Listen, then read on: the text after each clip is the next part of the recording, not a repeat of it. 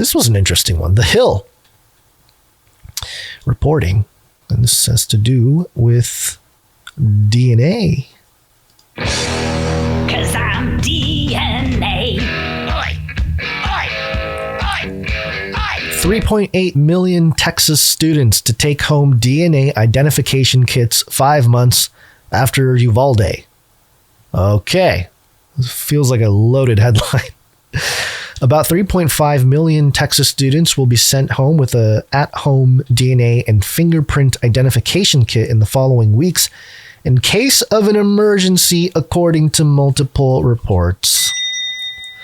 Problem, reaction, solution. Problem, reaction, solution. Just works every single time. The child ID kit distribution is a result of SB number 2158 passed in 2021 following the 2018 shooting at Santa Fe High School in Texas, which resulted in the deaths of 9 students and 1 teacher, Axios noted. The law mandates the Texas Education Agency provide the kits to all eligible children, which comprises kids of kindergarten through 8th grade. A parent, this is a quote, a parent or legal custodian who receives a fingerprint and DNA identification kit may submit the kit to federal, state, tribal, or local law enforcement to help locate and return a missing or trafficked child, the bill text states. You know, one of the things that I would often bring up when speaking to, and I don't see or hear much of the, you know, super hyper Q type of folk anymore because it's sort of been mainstreamed and hyper politicized or radicalized, whatever you want to call it.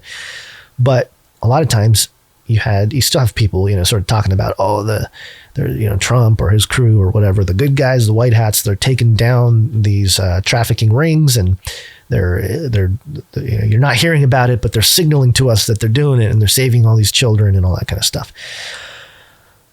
I always said, if that's true, that's fantastic. I am all for that.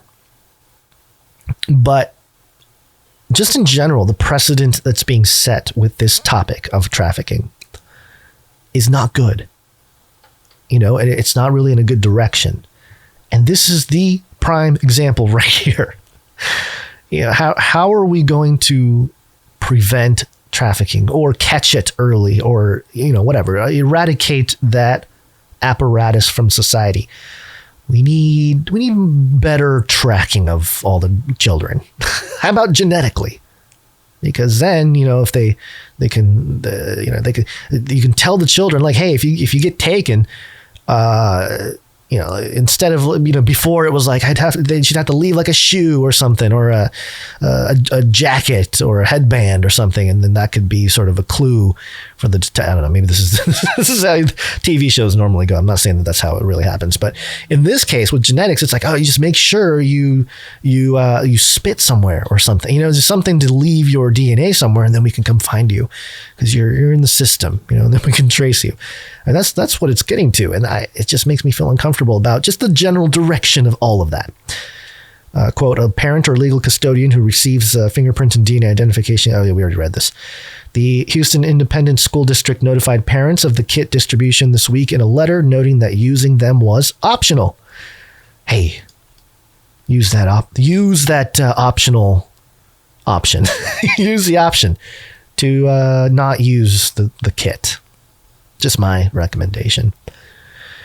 So there you go. That's happening in Texas. So interesting contrast, I guess, between, you know, sort of fighting Google for collecting data without the consent, with, hey, we're handing out nearly 4 million DNA home test kits so we can get some data. We can get some data. But, you know, this is justified data collection. You know, we're trying to prevent bad things in society. Whereas this first story is about a large corporation taking our data without our consent. And so the world we're entering with blockchains and crypto and all that kind of stuff, semi-transparency of financial transactions, is a place where the data becomes more of it acts more and more like a commodity, and it's a commodity that every human produces.